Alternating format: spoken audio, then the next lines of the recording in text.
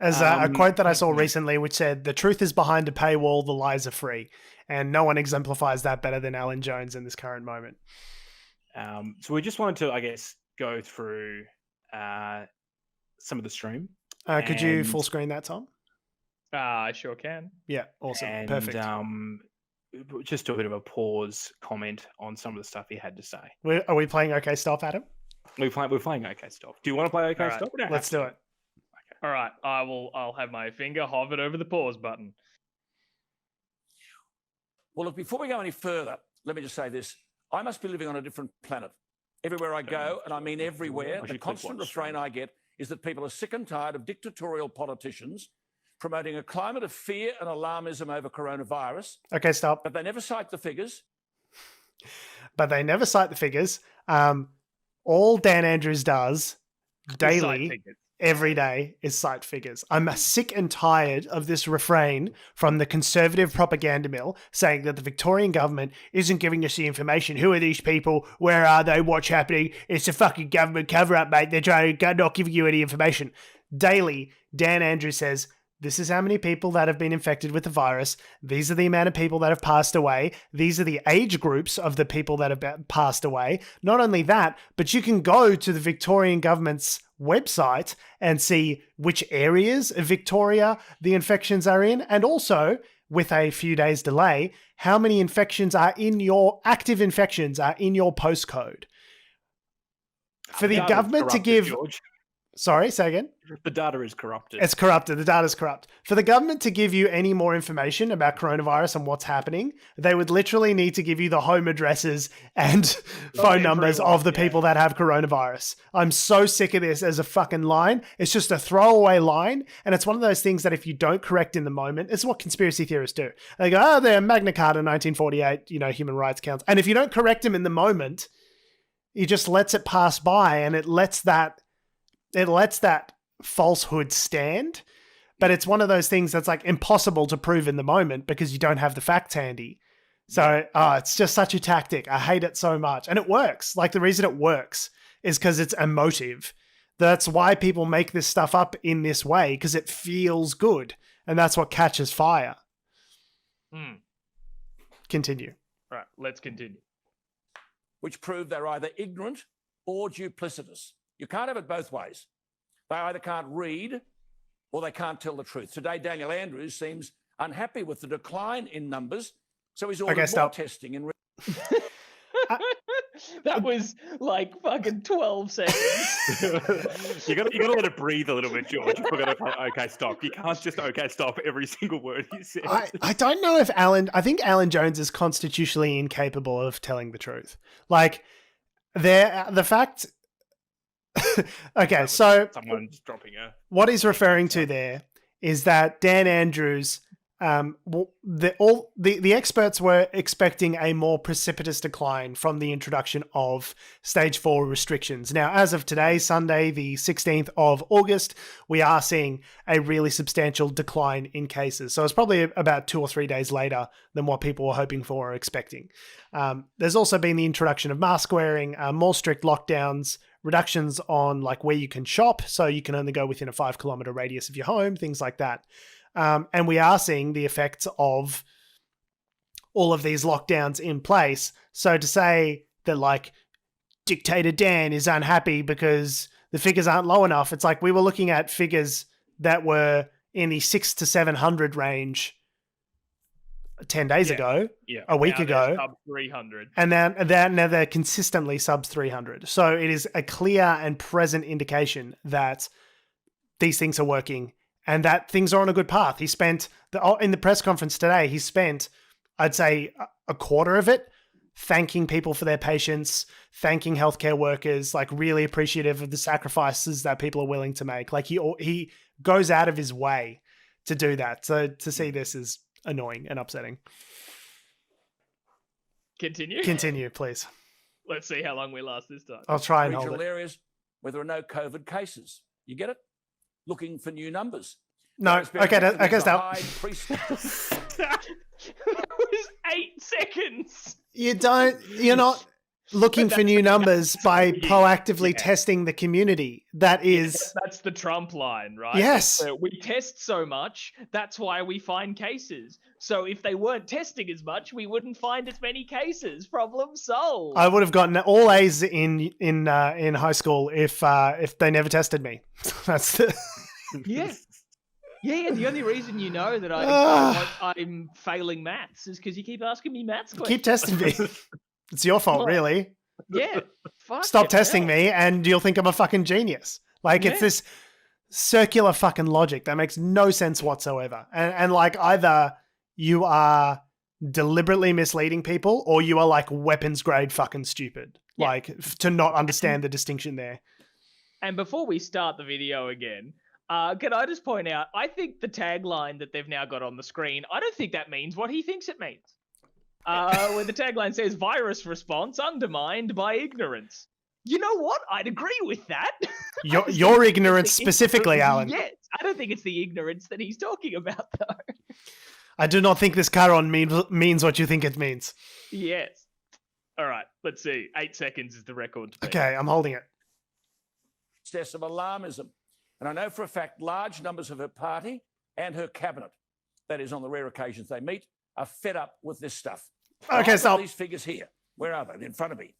No, let him try and find the figures first. That was 10 seconds. you got like this will be a short one. I'm sure you don't fucking know. You're not like mates with Gladys Berejiklian's fucking ministers, and you know exactly how they're feeling. Like you're just editorializing there. You're just saying what you think and putting it in the mouths of other people. That's fucking horseshit. He might actually be pretty close with a number of. Then cite your sources. Cite your sources. Like, you can't just say I'm hearing lots of people reckon. Like, if you're confident enough to say it on national television, going out to 1 million plus people just on Facebook alone, fucking have the confidence of the courage of your convictions. Cite your sources. Turns out Beryl from Parramatta isn't actually as reputable as what he may have thought. Which is such a shame because she's always come through for us. All right, let's just watch him struggle to find his notes. Oh God! World Health figures, and they're clear. They're clear. I card it with me somewhere here. I've got them, and I card it with me wherever I go. There we are. World Health figures, and it tells us they're there.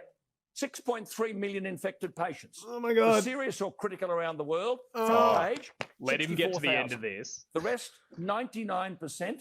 Unless these dumb politicians don't understand numbers, oh my God. The rest are mild. In Australia, it's cost us $360 billion so far for 361 million deaths. For 361 deaths, $1 billion per life. And in all of Australia, 25 million people, 51 are critical, 43 of them in Victoria, 8 in the rest of Australia. Critical, 8. 634 in hospital in Australia. 619 in Victoria, 15 in the rest of Australia. 15, and this is a pandemic. Is there a politician with the spine to tell Australia the truth? And here they are contemplating lockdowns. More threats from Gladys Berejiklian, bars and cafes. Haven't we crushed business enough? Lockdowns. Well, if lockdowns worked, why is there a problem in Victoria? Okay, stop. The Lancet... Hang on. Well, I know the next point that I think he drops is insane, but go ahead. You can't say that lockdowns don't work and say the reason the rest of the country is doing so well and things are going badly specifically in Victoria is because of the lockdowns. He does this all the time. But it's like why are things good in the rest of the country? It's because their lockdowns worked. You can't say, well, it's all good in Brisbane. It's all fucking Victoria's fault. Like, the reason things are better there is because they did a lockdown well and they achieved good results. Like, that's what... And the thing that's really discouraging is we learned that this week, I think it was, in New Zealand, that they had... I don't know exactly how many cases it was. There is a number of cases that are increasing each day. A number of cases that after having 0 new cases for over 100 days, you had new spread of coronavirus in the community pop up in the order of whatever it was, a couple of dozen people. This proves that this virus is in a substantial portion of people is asymptomatic and can make transition throughout the community without you even realizing it before it pops up somewhere like aged care or something like that where people die. Second of all, the death rate is well in excess of 1%, so I don't know how he can say that critical cases are only 1% when there's a higher than 1% death rate, but that's fine. We'll just move swiftly past that. Yeah, let's just blast past that one. And people, it's not just people in their 70s and 80s and 90s that are dying. There was a guy in his 20s that died last week. Yeah. In his 20s, that's you and me. That guy was younger than you two. That's you, George. Adam and I are both in our 30s. There's been, this is not a totally harmless thing, and people have also had ongoing chronic health conditions as like weeks and months after that they still haven't fully recovered from this disease. And who knows what that's going to look like 50 years from now, what other chronic health conditions people might have in the long term ongoing as a result of this virus. Yeah. And this is with the benefit of lockdowns. We've only got 361 deaths or whatever that number was with the benefit of an economy melting level lockdown. So, this is what it took for us to only have... His next few points, because I think we'll come back to exactly that, George. His next few points are the ones that when I was watching this for research the other day, Adam, when you sent it, was what made me like just stand up and say this really boils my piss. So hang on. Medical journal, let me repeat, is an independent international medical journal dating back to 1823. The Lancet. A world leader in the publication of papers that have made a crucial contribution to science and human health. The Lancet recently argued, and I quote, in our analysis, full lockdowns and widespread COVID testing were not associated with reductions in the number of critical cases and overall mortality. Okay, so political van. I don't know what that quote from the Lancet is, but I'm certain it's out of context. I am 500% sure that the author of that would go, no, that's not what I meant. I didn't say don't do lockdowns. I said, in terms of how critical the cases were. Doesn't talk about the location, doesn't talk about... No context whatsoever. No context. And quoting a medical ting says, lockdown's bad, my point of view. So, continue. Right.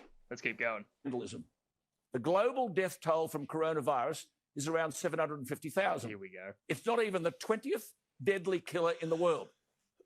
In 6 months, the death toll in Australia is 361. But the average daily death toll in this country, every day, 432. Oops, sorry. Yet Melbourne is effectively under martial law, masquerading as medical law. This is public policy insanity. And mark my words, coronaphobia will kill more than the coronavirus. Oh, God. And on the lockdowns, let me tell you this. No lockdowns in Sweden, population 10 million, deaths 5,600.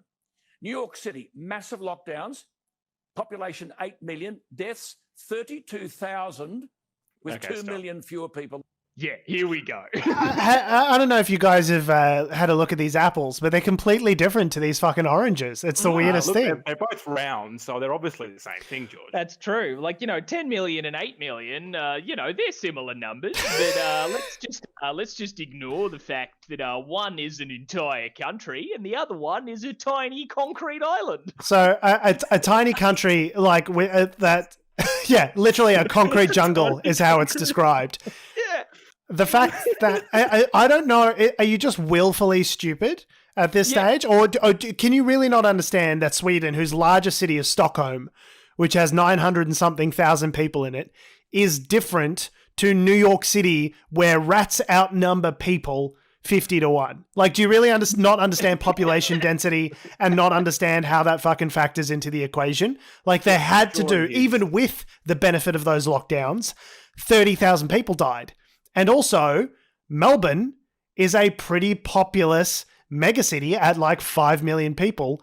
So to say we're not going to have a lockdown or that there's no urgency and that lockdowns don't solve anything misses the point so mightily that it beggars belief that a human brain with functioning brain cells could not understand the fucking difference between these two things. So my real question is, if he expects... if he thinks, okay, so he obviously wants restrictions to be eased. Okay, let's ease restrictions. What's your plan, Alan? What's your fucking plan, mate? Let's hear it. Next. Like, what do you think? Everything's going to be fine? Is he literally I think that there is no he's consequence? he's clearly one of those, like, not willing to say it, but is one of those, like, I think it's just better to let natural selection do its thing. Do you think Like, that's you know, the people, like, you know, this disease is here. Because when you hear, like, you know, it shocks me every year when I hear how many people die of the flu.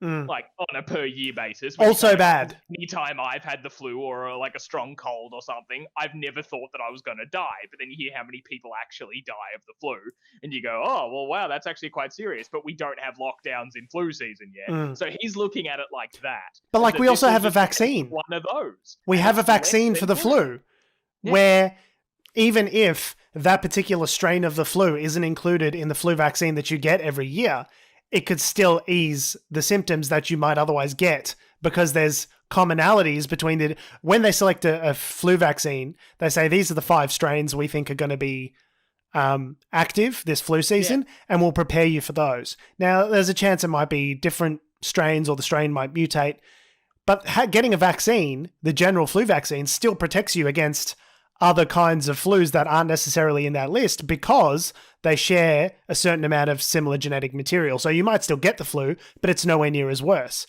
It is a virus that is well understood. We have protections. We have some community, natural immunity against these things because they've been out in the wild for a while. The difference with a novel coronavirus, the reason it's called novel, is because it's completely new. We don't know what the fuck it does, and we don't know necessarily how to prevent against it. There's no natural immunity in the community. Russia does. No, yeah, Russia does. But Russia's got our back. But it's just, I think if Alan Jones actually had the courage of his convictions and actually believe this, go into an ICU and start licking some coronavirus victims. If it's no big deal, you fucking 79-year-old puddle of a human, go and lick some coronavirus victims and we'll see if you make it. And if you don't, then maybe you were wrong. And if you do, then I guess you were right. How about that? I offer you the challenge, Alan. Have the courage of your convictions and start licking Ronas. Let's just finish the video. I was going to say, there's a quote towards the end that really boils my piss, and I'll let you know when it happens. Well, in Sweden, New Jersey, population 9 million.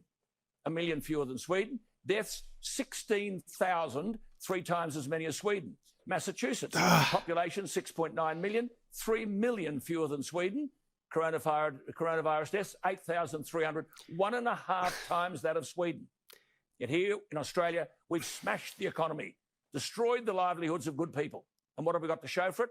Nothing, except alarmist and hysterical politicians who seem incapable of researching for themselves and calmly presenting the electorate with the facts. Okay, stop. This is where I'm stopping. Do your own research? Is that what boiled your blood?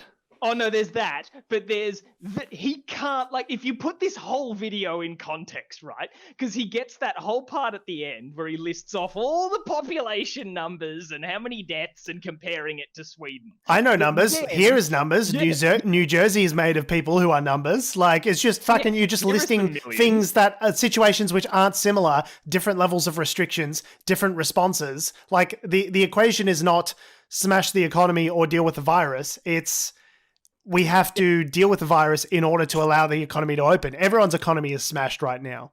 Just let Tom make his point. But he's listed all this stuff off. He's gone blah, blah, blah, blah, blah, blah. This is how devastating it is, like, in all these other places. But here in Australia, we've only had, like, 300 and something deaths, and we've smashed the economy. What do we have to show for it? Nothing. No, I don't know. Maybe not having fucking 50,000 deaths is what we have to show for it. And on top of that, you can't say that we've gone overboard, like, fucking hugely overboard with crazy lockdowns, and they're saying that they don't do anything while also saying that we've had fewer deaths. Yes. The fact that it's only 300 and something deaths is a testament to how hard we've had to work in order to combat this virus. You can't say that, it's done nothing. It's only killed 300 people, so it's not that serious, but also say we did too much. Because but also, what we did is why there's so few. These 2 points do not correlate together, and he's somehow just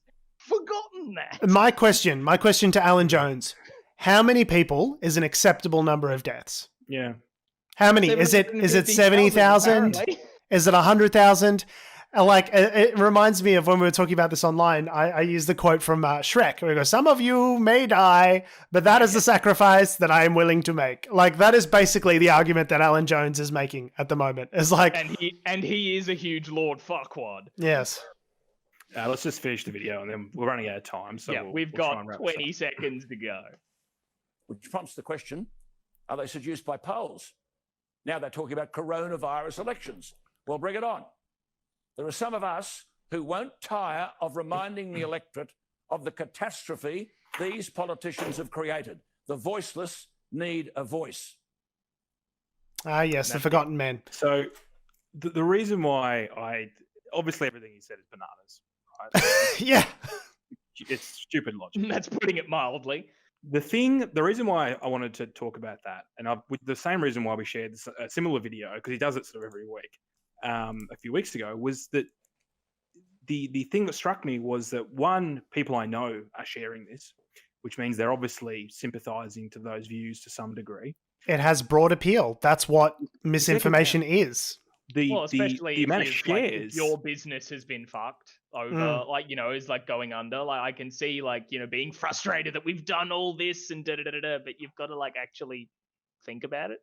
Yeah, the amount of shares that video had was 6 at that particular time. It had only been out for, I think, a day and a half or something like that. Was 6,500, and it had a similar number of likes. And you look at the comments, and most of the comments at the start were very much supportive of the kind of stuff that Alan Jones is talking about, which leads me to believe that it is similar to what we saw in the 2016 US election. It's the same sort of thing. It's just now with coronavirus. And I don't know. I want to write back to some of those people that I know that are sharing this stuff and have a go at them. But by the same token, I don't think that they know. I don't think they're actually smart enough to work out what's going on. I think they are literally that concerned about their own viewpoint, that they only know what they know, right? And I don't know, it sort of strikes me as like, is it the fact that Murdoch Media, Sky News is it their fault, or is it the fact that people aren't looking at all the information, distilling it in the same way we are? Like, whose fault is no? Is it because it's a deliberate strategy. Misinformation works. Bullshit works, and the more bullshitty it is, the more it works. So, was it Goebbels who said, if you repeat a lie often enough, what's that quote? You might be thinking of Goering at the Nuremberg trials. If you repeat a lie often enough, it becomes the truth, essentially. It becomes the truth, yeah. There is a deliberate strategy around promoting incendiary material in order to drive views and clicks. It is not surprising. The Australian, I learned this week, runs at a $40 million loss per annum. Okay? It is not a money-making endeavor at this point. It is the credible leg of the Murdoch press propaganda apparatus that they can point to and say, look, we're doing good reporting on XYZ. Look, we've got credible journalists spouting the facts that no one reads. And then, meanwhile, over here, Sky News and Herald Sun, where their bread is actually buttered, is where they're pumping all the horse shit that they're actually making money out of. It is a deliberate strategy to undermine right-thinking people and smear left-leaning politicians. Like, that is all it serves to do. And if it makes some money in the process, then that's great.